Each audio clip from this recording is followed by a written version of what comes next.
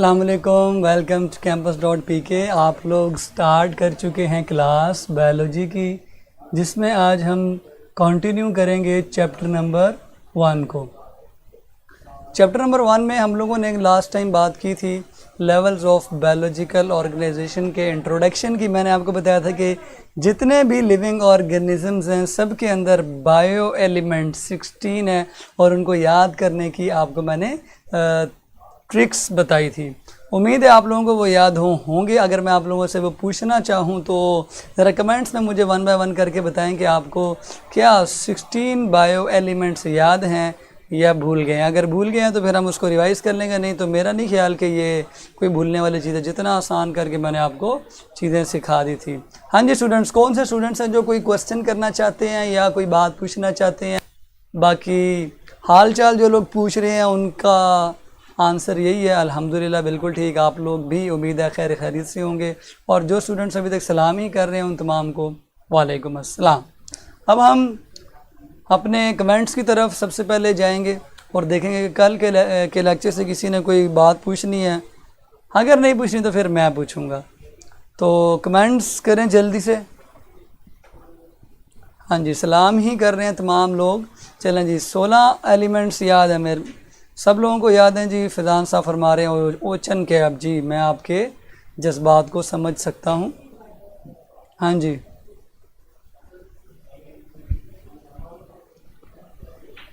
चलें जी, कोई क्वेश्चन नहीं है। No clear, very good. Clear होना बहुत अच्छी बात है। जब आप लोग क्लियर होंगे तो ही जो है माइंड आप लोगों का साफ़ होगा, नहीं तो इतना गंद भरा होता है ना, क्या करें। तो आज स्टार्ट करें फिर अपना टाइम पे लेक्चर ज़ाया करने के बजाय time. We will start from atomic level. You know हर एलिमेंट का ना एटम होता है। ये देखें, ये एटम है। एटम के ना दरमियान में एक न्यूक्लियस होता है जहाँ पे प्रोटॉन पड़े होते हैं, न्यूट्रॉन्स पड़े होते हैं। उसके अलावा जो शेल होता है उसके अंदर इलेक्ट्रॉन ट्रैवल कर रहे होते हैं। ये आप लोगों को केमिस्ट्री में बताया जाता है। और भी क्या नाम है, इसके सब एटॉमिक पार्टिकल्स होते हैं जिसमें पॉजिट्रॉन, न्यूट्रिनो और बहुत सारे ऐसे सब एटॉमिक पार्टिकल्स हैं जो आप अपने लेवल पे स्टडी नहीं करते हैं। अब दो एटम्स मिलेंगे तो ये बनाएंगे मॉलिक्यूल। क्या बनाएंगे स्टूडेंट्स? नेक्स्ट जो हमारा लेवल है वो मॉलिक्यूलर लेवल है। मॉलिक्यूल बनाने के लिए दो एटम्स को, ये एक एटम है और इसका इलेक्ट्रॉन है, ये दूसरा एटम है, ये इसका इलेक्ट्रॉन है। दो एटम्स जब आपस में कंबाइन होते हैं तो वो मॉलिक्यूल बन जाता है। हाँ, अब यहाँ पे अगर आप लोगों ने इलेक्ट्रॉन को कंप्लीट ट्रांसफ़र किया है तो उसको हम आयोनिक बॉन्ड कहते हैं। अगर शेयरिंग की है तो हम उसको कोवेलेंट बॉन्ड कहते हैं। सो दो तरीके से एटम्स जो है ना वो कंबाइन होंगे और उसके रिज़ल्ट में एक स्टेबल कन्फिगरेशन बनेगी, एक स्टेबल चीज़ बनेगी जिसको हम मॉलिक्यूल कहेंगे। सो क्वेश्चन ये पैदा होता है एटम मिलते क्यों हैं? तो जवाब है स्टेबल होने के लिए। लिख दूँ, मॉलिक्यूल क्यों बनते हैं? स्टेबल होने के लिए। ले जी, ऐसे ही लिख दिया मैंने, स्टेबल होने के लिए मॉलिक्यूल बनते हैं। और जो उनके ऑक्टेट डुप्लेट रूल्स नहीं इनकम्प्लीट होते वो फिर इस तरह कंप्लीट हो जाते हैं। सो स्टेबल होने के लिए मॉलिक्यूल्स बनते हैं। मॉलिक्यूल्स की टाइप्स अगर हम देखें यहाँ पे दो टाइप्स हैं जी इसकी with respect to their molecular weight या मैस कह लें। उनमें पहली टाइप है आपकी माइक्रो मॉलिक्यूल और दूसरी टाइप है बच्चों मैक्रो मॉलिक्यूल। कुछ ऐसे मॉलिक्यूल्स होते हैं जो छोटे छोटे होते हैं जिनका मॉलिक्यूलर मैस बहुत कम होता है। मसलन वाटर है, इसके अंदर 2 हाइड्रोजन के एटम्स हैं और एक एटम ऑक्सीजन का। इसको हम अगर बनाएं, इसकी मॉडल डायग्राम अगर हम बनाएं, ये देखें मॉडल डायग्राम, तो ये आपका अल्लाह भला करे ऑक्सीजन है। इसके एक तरफ हाइड्रोजन लगा होता है और दूसरी तरफ भी एक हाइड्रोजन लगा होता है। ये आपको मैंने पानी डब्बा स्ट्रक्चर डायग्राम बताई, ठीक है। बॉक्स डायग्राम कह लें या मॉडल डायग्राम कह लें, एक ऑक्सीजन और 2 हाइड्रोजन। तो ये छोटा सा मॉलिक्यूल है, इसको हम क्या नाम देते हैं, माइक्रो। उसके अलावा कार्बन डाइऑक्साइड भी क्या है, माइक्रो मॉलिक्यूल है। गैसेस भी क्या है, माइक्रो मॉलिक्यूल है। कुछ का मॉलिक्यूलर वेट बहुत हाई होता है, बहुत भारी मॉलिक्यूल्स होते हैं। मसलन स्टार्च है जो हज़ारों ग्लूकोज के मॉलिक्यूल से मिलकर बनती है, so it is macro. Protein है, बहुत ज़्यादा अमीनो एसिड से मिलकर बनती है, ये क्या है जी, मैक्रो मॉलिक्यूल है। इसके अलावा कुछ एग्जांपल्स ऐसी हैं जिनके बारे में हम गेस करेंगे कि ये माइक्रो हैं या मैक्रो। मसलन ये एमसीक्यूज हम नोट करते हैं। हाँ जी, तो सबसे पहले आप मुझे बताएं ग्लूकोज क्या है, जल्दी से बताएं। आप लोगों ने कमेंट्स करके बताना, ठीक है। अगर मॉलिक्यूलर वेट कम हो तो माइक्रो, अगर वेट यानी वज़न ज़्यादा हो, मैस ज़्यादा हो तो मैक्रो। उसके बाद आपने मुझे बताना है जी अमाइनो एसिड के बारे में, ये माइक्रो है या मैक्रो है। फार्मूले लिखते हैं हम, ये है जी C6H12O6 ग्लूकोज। अमाइनो एसिड होता है जी NH2 कार्बन जो कि अल्फ़ा है, ऊपर अल्काइल, नीचे हाइड्रोजन और इधर COOH। लें जी पहचाने इनको, ये दो कौन है आपकी नज़र में, ग्लूकोज और अमाइनो एसिड माइक्रो मॉलिक्यूल्स हैं या मैक्रो मॉलिक्यूल्स हैं। Hurry up students. तो राफी फरमा रहे हैं माइक्रो, हंसला कह रहा है मैक्रो, अहमद कह रहा है मैक्रो, उर्वा कह रही है मैक्रो, वाली गुड, शुएब कह रहा है मैक्रो, अहमद कह रहा है माइक्रो, बोथ माइक्रो हैं, हमना कह रही है मैक्रो। गलत गलत गलत गलत गलत गलत। चलें, माइक्रो और मैक्रो डिफ़ाइन करने के लिए ना आप एक वैल्यू याद कर लें। मुख्तलिफ बुक्स में ना मुख्तलिफ वैल्यू होती है। सम टाइम वैल्यू जो है वो थाउजेंड्स में होती है, सम टाइम 800 में होती है, तो मैं 1000 लिख देता हूँ। अगर किसी मॉलिक्यूल का मास 1000 AMU से कम हो तो वो माइक्रो है, अगर 1000 AMU से ज़्यादा हो तो वो मैक्रो है। ठीक है जी। मुझे लग रहा है यहाँ पे बैटरी भी ख़त्म होने वाली है। मैं रिक्वेस्ट करूँगा मैनेजमेंट से कि वो जल्दी से बैटरी चेंज कर दें, सो दैट हमारा लेक्चर डिस्टर्ब ना हो। चलें जी students, back to the class. तो मैंने आपको एक वैल्यू बताई, अगर 1000 AMU से कम किसी का मॉलिक्यूलर मास हो तो वो क्या होगा, माइक्रो। अगर 1000 से बढ़ जाए, कुछ बुक्स में ये वैल्यू 800 भी होती है, बुक पे लिख लें, तो वो मैक्रो होगा। ग्लूकोज का काउंट करें जी, ये मास बनेगा जी 180 AMU, करके देख लें। 12 को 6 से मल्टीप्लाई करें, फिर 12 के साथ ऐड करें, फिर ये ऑक्सीजन का जो 16 होता है उसको मल्टीप्लाई करके ऐड करें, तो जो ग्लूकोज का मास आएगा दैट विल बी 180 AMU।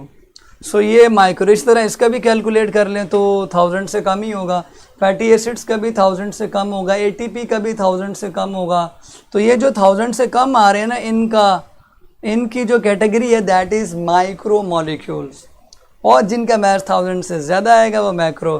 तो स्टार्च है, प्रोटीन्स हैं, लिपिड्स हैं, ये बहुत बड़े बड़े मॉलिक्यूल होते हैं, इसमें हज़ारों मॉलिक्यूल्स होते हैं जो कि मोनोमर्स हैं, जिनसे मिलकर ये बनते हैं। सो ये क्या होंगे, मैक्रो।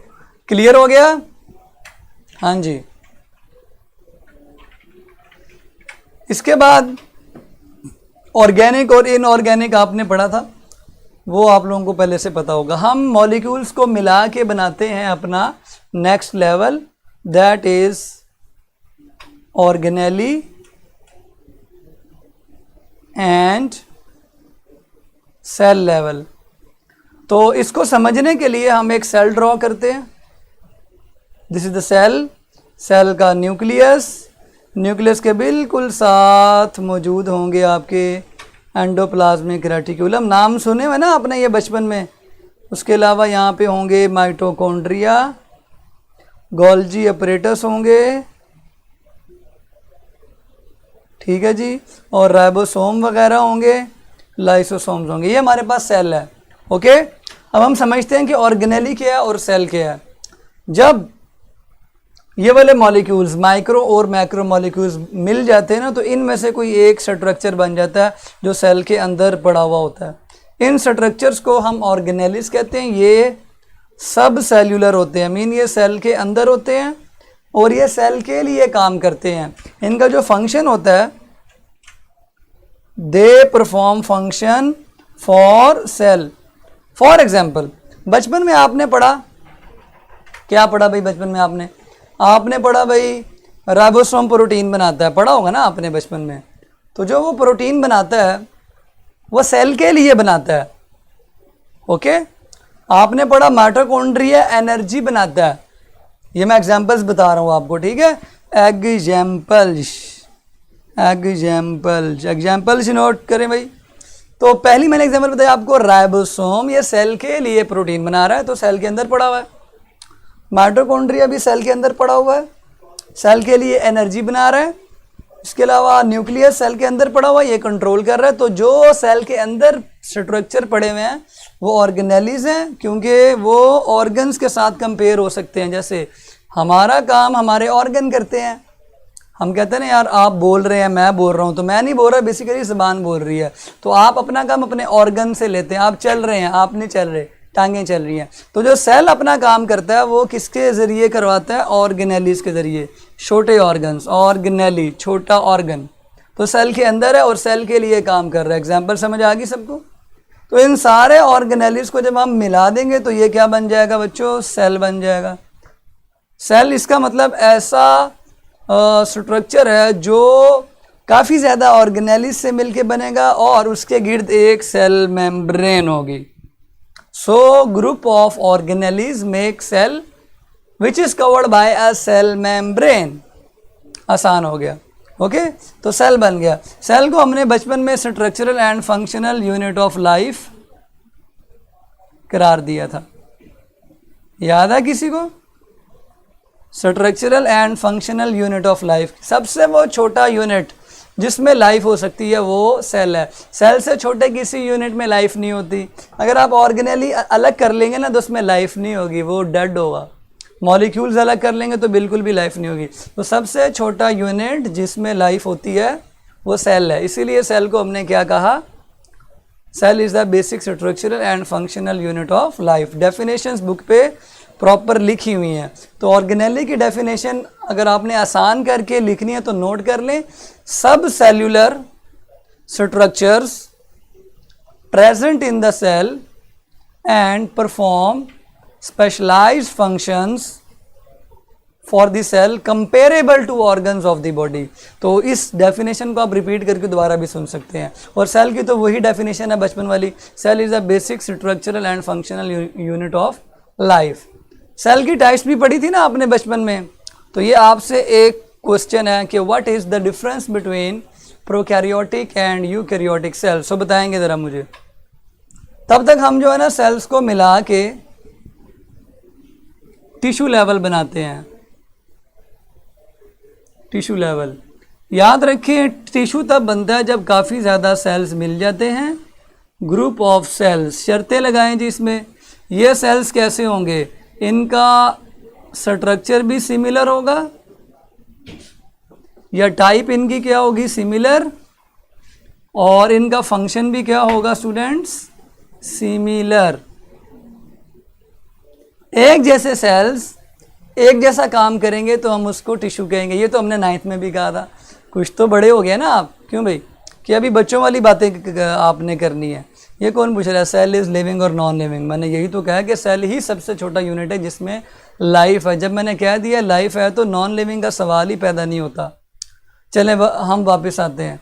अब हमने बच्चों वाली बातें नहीं करनी। Group of similar cells perform similar function is called tissue. ना ना ना ना, अब आपने इसमें शर्त लगानी है, जो ग्रुप होगा ना सेल का वो बंडल या फिर शीट की फॉर्म में प्रेजेंट होगा। अगर उसका बंडल या शीट नहीं बनता तो वो टिश्यू नहीं है। सपोज हमारी स्किन के अंदर एपिथेलियल सेल्स होते हैं, वो इस तरह से शीट की फॉर्म में पड़े होते हैं। ये देखें, ये सेल्स हैं सारे, शीट बनी हुई ना, एक शीट बनी हुई है। इस तरह हम प्लांट्स के अंदर जाइलम के सेल्स जो है वो देखते हैं। इसमें इस तरह लंबे लंबे सेल्स होते हैं जो बंडल्स बनाते हैं। ये देखें, ये बंडल है। ये लंबे लंबे सेल्स का क्या है जी? बंडल्स है। तो अगर आप टिश्यू कह रहे हैं तो उसमें 2 शर्तें याद कर लें। शीट बननी चाहिए या बंडल बनना चाहिए। अगर शीट नहीं बनती, बंडल नहीं बनता तो वो टिश्यू नहीं होगा। लें जी, प्रोकैरियोटिक और यूकैरियोटिक आपने बता दिया, वेरी गुड। प्रोकैरियोटिक में न्यूक्लियस होता है, नहीं यूकैरियोटिक में न्यूक्लियस होता है और प्रोकैरियोटिक में नहीं होता। ओके, इसको हम डिटेल से भी फिर इंशाल्लाह चैप्टर 4 में डिस्कस करेंगे। यहाँ तक आप लोगों को बात क्लियर होगी। बंडल और शीट का मतलब समझ आ गया कि बगैर बंडल और शीट के हम उसको क्या सकते, टिश्यू होने के लिए सेल्स जो ग्रुप बनाएंगे वो बंडल की फॉर्म में होने चाहिए या शीट की फॉर्म में होने चाहिए। यहाँ पे दो किस्म के टिश्यू हमने स्टडी करने हैं। सम टिश्यूज प्रेजेंट इन एनिमल्स और सम टिश्यूज प्रेजेंट इन प्लांट्स। दोनों की हमें कम से कम दो दो एग्जांपल्स आनी चाहिए। तो एनिमल्स की आप एग्जांपल्स याद कर लें, ग्लैंड्स के जो टिश्यूज होते हैं, कनेक्टिव टिश्यूज होते हैं, और आप याद कर लें, अल्लाह भला करे, नर्वस टिश्यू आप याद कर लें, क्या याद करेंगे, और मस्कुलर टिश्यू। ठीक है, प्लांट्स के अंदर xylem tissue, phloem tissue, sclerenchyma tissue, collenchyma tissue etcetera. आपको मैं एक बड़ा प्यारा ट्रिक बताता हूँ यहाँ पे। जो हमारे कनेक्टिव टिश्यू हैं, ये बच्चों को अक्सर भूल जाते हैं। कनेक्टिव टिश्यू की टाइप्स बी सी याद कर लें, कभी नहीं भूलेंगे ज़िंदगी में। कनेक्टिव टिश्यूज़ 3 मशहूर हैं, और भी होते हैं, 3 मशहूर हैं।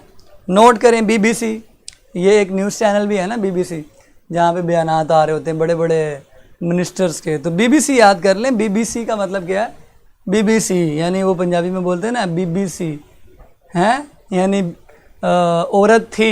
BBC जो पंजाब से है उनको पता चल गया होगा मैंने क्या क्या। खैर, BBC न्यूज़ चैनल है। इसको याद करने के लिए B for blood, B for bones और C फॉर कार्टिलेज।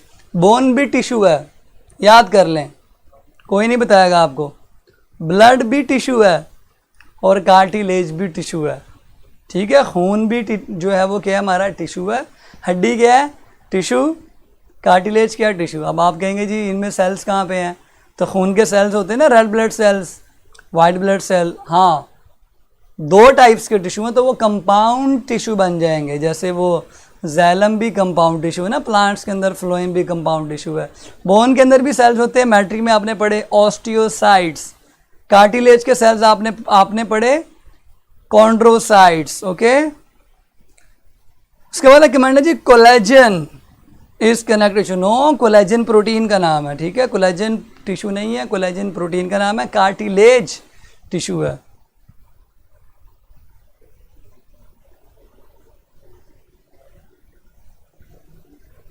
हाँ जी,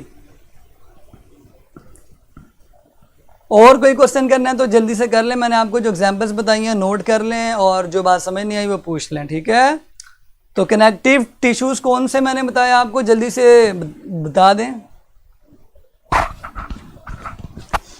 अच्छा जी, एटम में प्रोटॉन होते हैं। एटम बनाने के लिए कैसे मिल जाते हैं? अल्लाह की कुदरत है भाईजान, ये अल्लाह ने चीज़ें जो है वो चीज़ें बनाई हुई हैं। ठीक है, इसमें इतनी बारीकियों में नहीं जाते, ख़ासतौर पर बायो के अंदर, फिर लेक्चर जो है ना वो लंबा हो जाएगा। हाँ जी, अगर आपको कोई किसी भी चीज़ में कन्फ्यूजन हो, ये कैसे हो गया वो, या असल ना शैतान इस तरह की बातें ज़हन में डालता है, तो एक ही जवाब, अल्लाह ने बनाया, that's it. Translocation of sugar का मतलब है transport of food. Phloem transport करता है फूड की। ओके, जिस तरह मैंने आपको टिश्यूज़ के नाम बताए, इनके फंक्शन भी लिखे हुए हैं। मस्कुलर टिश्यू ये कॉन्ट्रैक्शन करता है, ग्लैंड सिक्रीशन करते हैं, जाइलम पानी की ट्रांसपोर्ट करता है, फूड जो है उसकी ट्रांसपोर्ट फ्लोएम करता है। ठीक है, उसके बाद ट्रांसलोकेशन ऑफ शुगर मैंने बता दिया। ट्रांसलोकेशन, लोकेशन बदलना यानी ट्रांसपोर्ट करना। 1000 AMU वाला दोबारा बता देते हैं। जिन मॉलिक्यूल्स का मैस 1000 AMU से कम होगा ना वो माइक्रो हैं, और जिनका ज़्यादा होगा वो मैक्रो हैं। कैलकुलेट करेंगे आप केमिस्ट्री में ये कैलकुलेट करते हैं मैस, एटम्स के जो एटॉमिक मैस होता है ना, उनको जब आप ऐड करते हैं तो वो मॉलिक्यूलर मैस आ जाता है। ठीक है, मॉलिक्यूलर मैस केमिस्ट्री के पहले चैप्टर में आप कैलकुलेट कर चुके होंगे या करने वाले होंगे।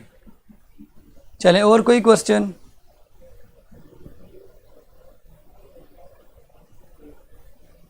चलें जी, उम्मीद है तमाम लोगों को समझ आ गई होगी। ठीक है, डेफिनेशंस जो मैंने आसान वाली बताई हैं वो भी ठीक है, लेकिन कोशिश करें कि आप बुक वाली डेफिनेशंस याद करें, वही प्रॉपर लिखने से पूरे नंबर मिलते हैं। ठीक है, की बुक्स मैं रिकमेंड नहीं करता, बुक वाली डेफिनेशन रिकमेंड करता हूँ। हाँ, एग्जांपल्स मैं आपको बता देता हूँ एक्स्ट्रा, वो नोट कर लिया करें।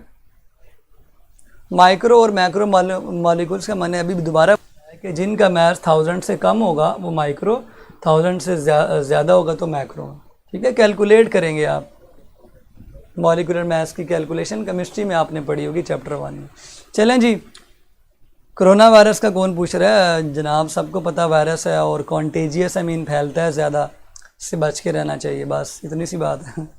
चलें जी, आज का लेक्चर ख़त्म करते, उम्मीद है आपको समझ आई होगी। आपने फ़ौरन रिव्यूज़ अपलोड करने हैं और फिर इंशाल्लाह कल हम दोबारा मुलाकात करेंगे। कल तक के लिए मुझे इजाज़त दें, अपना ख्याल रखें और दुआओं में मुझे याद रखें।